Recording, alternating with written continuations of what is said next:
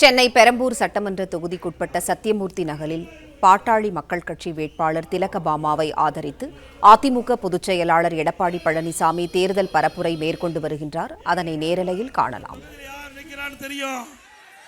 தனக்கென்று செல்வாக்கு சொல்லிக் கொண்டிருக்கிறவரை வீழ்த்துகின்ற பெண்மணி திலகபாமா. வீழ்த்துவீங்களா? எதிரி வீழ்த்துவீங்களா? அது மட்டுமல்ல, இன்றைக்கு திராவிட முன்னேற்ற கழக ஆட்சியில் விலைவாசி உயர்ந்தாச்சு. இன்றைக்கு அரிசி விலை உயர்ந்து போச்சு, பருப்பு விலை உயர்ந்து போச்சு, எண்ணெய் விலை உயர்ந்து போச்சு. இந்த பகுதியில் இருக்கின்ற பெரம்பூர் சட்டமன்ற தொகுதியில் இருக்கின்ற மக்கள் பெரும்பாலும் சாதாரண குடும்பத்தில் இருந்த மக்கள், தொழிலாளி நிறைந்த பகுதி.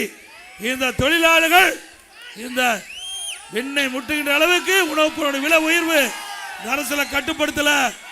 அதிமுக ஆட்சிக்கின்ற பொழுது எந்த உணவுப் பொருள் விலை ஏறினாலும் அந்த உணவுப் பொருள் எந்த மாநிலத்தில் விலை குறைவாக இருக்குதோ அங்கே போய் கூட்டுறவுத்துறையின் மூலமாக கொள்முதல் செஞ்சு தமிழ்நாட்டுக்கு கொண்டு வந்து கூட்டுறவுத்துறை மூலமாக விற்பனை செஞ்சு அந்த விலையேற்றத்தை தடுத்து நிறுத்துகின்ற அரசு அதிமுக அரசாங்கம். இன்னைக்கு திமுக அப்படியே இருக்குது. நல்லா சிந்திச்சு பாருங்க. கொரோனா காலம் கடுமையான சோதனையான நேரம். அந்த சோதனையான நேரத்தில் கூட விலை மதிக்க முடியாத உயிரை காப்பாற்றிய அரசாங்கம் அதிமுக அரசாங்கம்.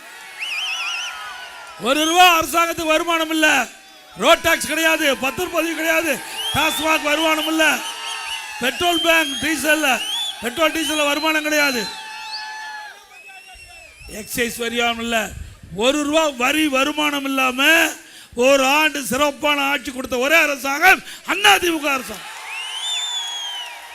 அந்த காலகட்டத்தில் ஒரு வருஷம் ரேஷன் கடையில் விலையில் அரிசி கொடுத்த, விலையில் பருப்பு கொடுத்த, விலையில் எண்ணெய் கொடுத்த, குடும்பத்துக்கு 1000 கொடுத்தா. 2வது நம்முடைய மெட்ராஸ் மக்கள், சென்னையில் இருக்கிற மக்களுக்கு மீண்டும் 1000 கொடுத்தோம். கொரோனா காலத்தில் வருமானம் இல்லாமல் அதை பார்க்க வேணும்.